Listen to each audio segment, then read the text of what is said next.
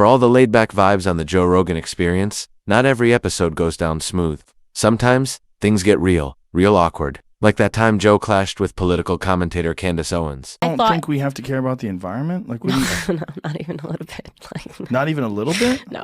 Okay, let me clarify this. I don't throw trash on the ground. Like, I'm not saying like we need to like, trash the environment. Like, but do I believe in climate change? No. But Joe wasn't buying it. Jamie, the producer, jumped in with stats. 87% of scientists say human activity causes global warming, but Candace wasn't moved. She stood her ground. In 2014, the vast majority, 87% of scientists, said that human activity is driving global warming, yet only half the American public ascribe to that view. So yeah, I don't believe this like at all, just so you know. You can pull that up too. Like scientists who look up the opposite. Right? Instead of looking for what you're searching for, looking for what you're not looking for. Joe then went on to emphasize the severity of the climate crisis, painting a vivid picture of its potential impact. This could negatively impact all sorts of coastal cities. This could be a gigantic problem. This is not like propaganda that's drummed up by some sort of big business that seeks to make money off of this. Nevertheless, Candace remained unfazed and stood firm in her beliefs, fueling the conflicts, escalation. I don't believe it's real, okay? So I can't sit here. But here's the question. But why have a belief? What do you mean? Why have a belief as to whether or not global warming is real or not real? It's not a belief in it. I don't believe in it. However, Joe kept pressing until, finally, she admitted she wasn't fully informed. That was the first crack. How about not have a belief until you really have looked at the data? So you would prefer if my language, as opposed to admitting that I do not know this, I wouldn't die on this hill, I've never made a video, I've never made a public statement, you would have preferred if I had just started by saying, I have no opinion. No, I don't know. Okay. Now, let's talk fireworks. Joe's interview with Barstool founder Dave Portnoy, that one exploded. It started with Portnoy dismissing boxer Tommy Fury. I saw Tommy Fury box. He is not a boxer. Well, he's definitely a boxer. Well, he puts on gloves. He's definitely a boxer, but is he a boxer like his brother? No. Well, as the younger brother of former world heavyweight champion Tyson Fury, Tommy is often overshadowed by constant comparisons, a sentiment that Portnoy seemed to reflect as well. We would not know who Tommy Fury was if his last name wasn't Fury. Probably we wouldn't know as much about him. I don't. But he's still a good-looking guy. He's built great. He looks looks the part. Looks the part. The conversation quickly took a turn for the worse when Joe introduced a video showcasing Tommy Fury's boxing skills, igniting growing tensions. Shut the f up. Watch this. Find the Tommy Fury. Find the Tommy Fury fight on the shut Jake card. Shut the f this up. This guy cannot. Please shut the f up and watch this.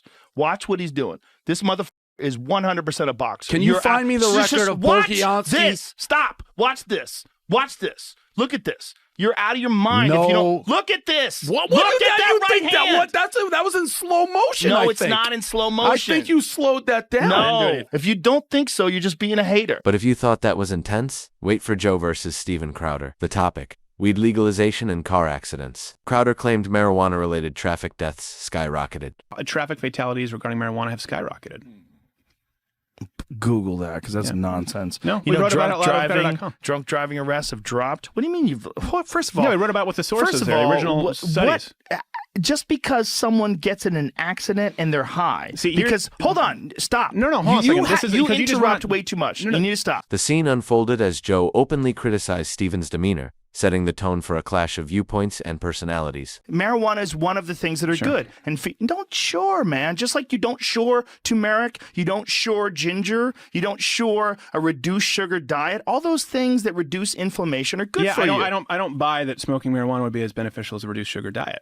And my point is that people get so offended by me saying that and saying, but if you want to smoke, go ahead. You might be correct. Shouldn't be offensive. But it doesn't matter because it's not a contest to see what's the most beneficial. Things escalated further when Joe's introduction of a study sparked a heated exchange of personal insults, derailing any chance of constructive discussion. Since marijuana legalization, highway fatalities in Colorado are at near historic lows. You have him bringing up the source that you want to find. Washington Post. Bring up the study right there. Yeah, Washington Post. Bring up the study that we wrote. We wrote about it on our website. Look, I don't care about your website, you since marijuana legalization, highway fatalities in Colorado Since you called me hold on a second. Since you called me hold on a second. How are you so good at rock, paper, scissors? It's just, skill, muscle, intuition. Intuition. Can we play right now? You want to play? Yes. Oh, but I only play for stakes. Okay. What do you want to play for? How about if I win, I do the programming on your show for a week? No. That's worth a lot of money.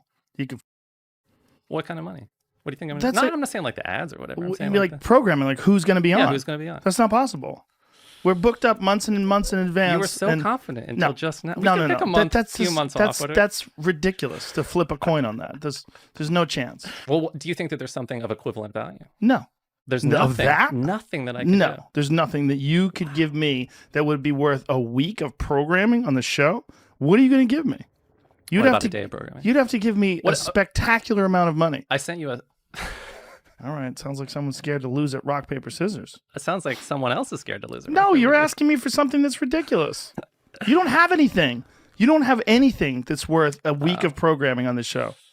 You don't have it. That's rough. It doesn't exist. That's rough. No, it doesn't. It literally doesn't exist. Like there's there's nothing that you can have that you could offer me that I couldn't buy myself. I'll make I think will be interesting. No. Enjoy talking with them. You can't. No. All right, fine. All right. But that doesn't do anything for me. However, this wasn't the only painfully awkward moment Rogan has faced on his show. In episode 607, a cringe-inducing exchange unfolded when Rogan unintentionally brushed aside kickboxer Joe Schilling's heartfelt sharing of his life's traumas. It was a really tough fight for me too. You know, it was a really bad camp. It was probably the worst camp of my career. My dad had passed away like 3 weeks before the fight, and like 2 or 3 days after that. Why does that look so shitty, Jamie? My cousin passed away. So it was... Boom! Comedian Shane Gillis was also about to experience firsthand just how awkward interviews on the Joe Rogan Experience could get. If I get fired here, whatever, I'll just go do Joe Rogan next week and I'll be fine. Anyway, I thought that was funny. No? What? I was like, I literally... Is that what you thought? I literally thought that. Oh, okay. Yeah, I thought it would be funny. Well, it could have been funny. Yeah. I was booked up, though. No, it was fine. It was just funny to truly... That was a conversation I actually had. However, few moments are more uncomfortable to watch than Joe clashing with his own friend Eddie Bravo, who passionately clings to the belief that the Earth is flat. Show me a real picture. Show me a real picture. Listen, NASA does not have one of those satellites. Fake. Why do you think that's fake? That's fake as fuck. Why does it look fake as fuck? It looks like something you would see in a movie. That's because when they do it in a movie, they try to make it look like this, which is what looks real. If that's real to you, man. You think it's real? They faked 6 moon landings. Stop saying that because it's irrelevant. Why would it be fake? It's propaganda, man. Eddie ignited the fiery debate with the bold claim that all photos of a round Earth are fake. Undeterred, Joe challenged him by demanding proof of an authentic flat Earth image, setting off a heated quest for truth amidst their clashing beliefs. Is there a photo of this flat Earth? No, I don't. Like I just said again. That's what I asked. There's no photo of the flat Earth from space. There's no photo of the round Earth from space. That's not true. That's not true. It's all fake. No, why do you say they're fake, though? They look fake. They look CGI. But you're not an expert in imagery. Cornered and under pressure, Eddie fired back with a bold assertion, claiming that Joe's sources were allegedly paid to perpetuate the conspiracy. Hey, where did you get this information? Jamie. Where'd you get it?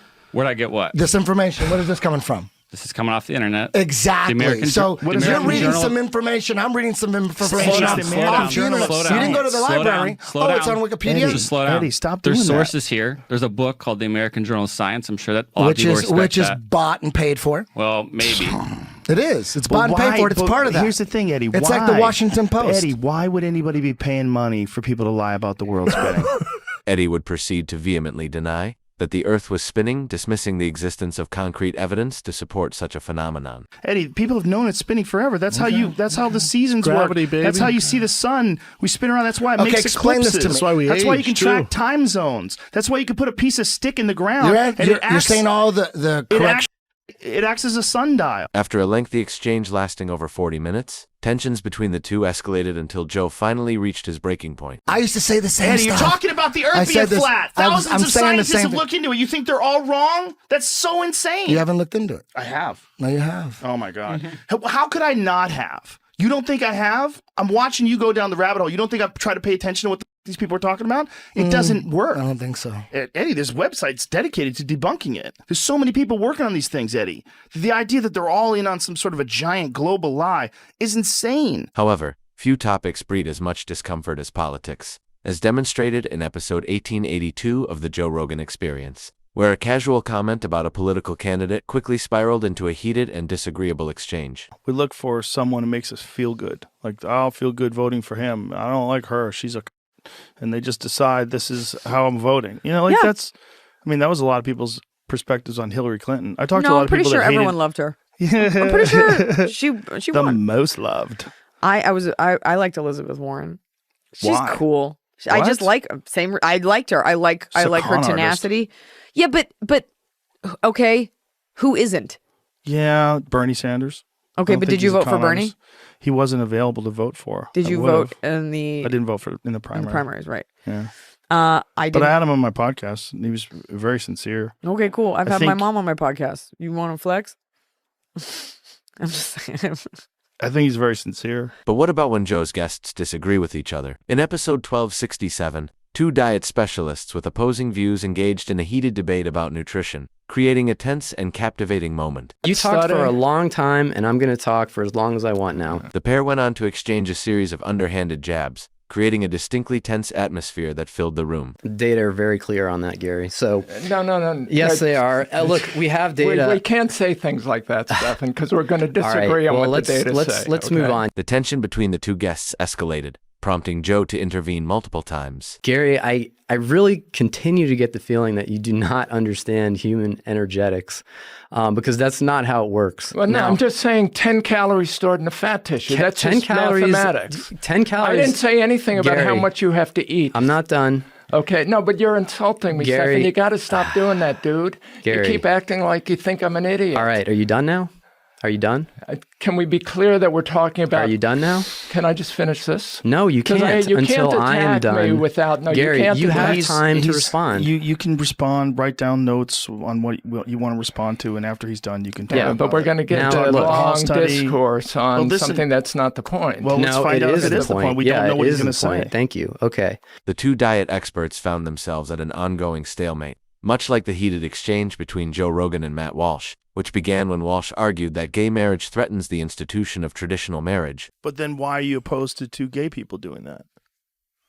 Well, because again, it's not about choice. It's about what this institution, marriage is an institution, and what is it, and what purpose does it serve? Joe passionately argued that the bond of a gay marriage poses no threat to the sanctity of a heterosexual marriage, with Matt quickly firing back. If marriage is not what I'm saying it is, then why do we even need it? What's the point? I mean, you're saying it's a man-made institution.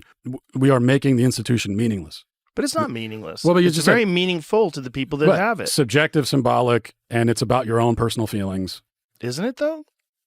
Well, no, I would say that it's not. Well, if it's not subjective and it's not symbolic, it codifies and protects and gives a name to a thing that actually exists, which are man, woman couples creating people, creating babies. When Walsh boldly declared that the essence of marriage lies in a man and a woman creating offspring, Joe immediately pushed back. If marriage is only for procreation and to bond a family together, what about people that are deeply in love that never want to have children? I don't think it's not only procreation, but that is one of the fundamental definitional aspects of it. Yet Rogan appeared significantly more fired up during a debate with political commentator Milo Yiannopoulos over Christianity's role in the modern world. Everywhere that doesn't have a strong Christian heritage is a place with bad morals. That's a ridiculous statement. Everywhere that doesn't have Judeo-Christian values is a up place? I think that yes, I think it should be perfectly reasonable, respectable thing to say that our culture is better. I believe our culture is better than everywhere else in the world. Culture of Christians. I think Christians are running around doing ketamine and each other. European and American culture, which is based on Judeo-Christian values, is better than other cultures. I think it's uncontroversial to say so. But what's based on Judeo-Christian values about being a good person? Well, ultimately, our it has sense, nothing to do our with sense the of right and myths wrong involved. comes from the Bible. What? It does. What comes from the Bible? Ultimately, our sense of right and wrong comes from the Bible. Our sense of right and wrong. I think your sense of... there's the only way that a person could have ethics and morals and treat each other well. No, I didn't say the only way. Don't you think that people understand what's good and what's bad? Listen, if we're going to have a conversation, we can't keep talking over each other like this. When someone is trying to make a point about something that's complex like this, if you think that the only way for a person to have ethics or an understanding of each other or compassion for each other is to rely on ancient myths that are easily scientifically disproven, well, that's what Christianity is. this. No, I didn't say that. I said that the specific set of values that you have is influenced more than you would like to admit by your Judeo-Christian heritage. It's influenced by there are certain things that I think all of us. The conversation then shifted to Milo's orientation, as the two debated whether it might be influencing the positions he was presenting. Being a gay man, not who I am. That's how promiscuous, I behave. It's what I do. But that is prohibited in the Bible.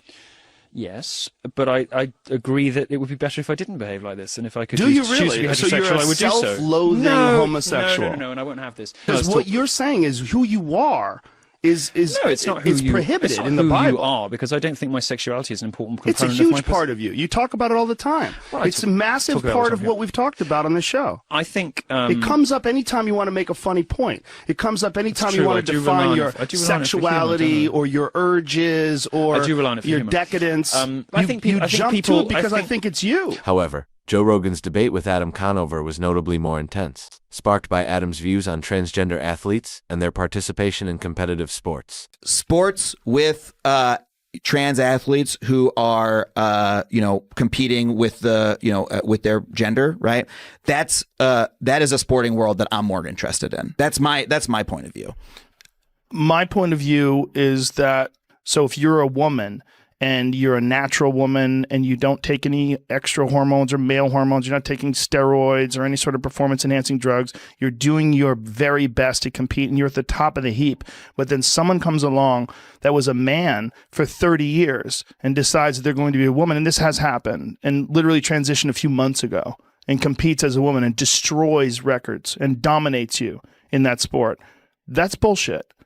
And that's not competing on a level playing field. Is as much cheating as taking steroids when the other person doesn't, or taking performance enhancing drugs when the other person doesn't. Well, I disagree, and I've. What do you disagree about? I've already. Well, my main point being the one that I already made, right? That I don't think that there is such a thing as a perfectly level playing field. I think we decide what kind of playing field we want to have.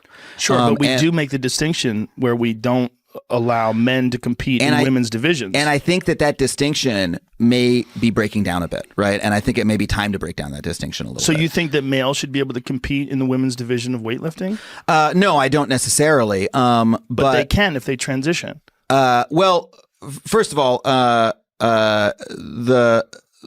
there's a lot of stuff to break down. As the discussion intensified, emotions ran high when they delved into the particularly sensitive topic of transgender children. If you're shooting hormones into a child and you're affecting the child's development, you're saying that's not a choice. That's nonsense. Of course it's a choice. You're choosing to chemically change this child's body. Yet the conversation soon devolved into a bizarre debate over whether alpha males actually exist. Right. It's not scientific, but it is true that women are hardwired to be attracted to confident, athletic men. I don't know if I agree with that.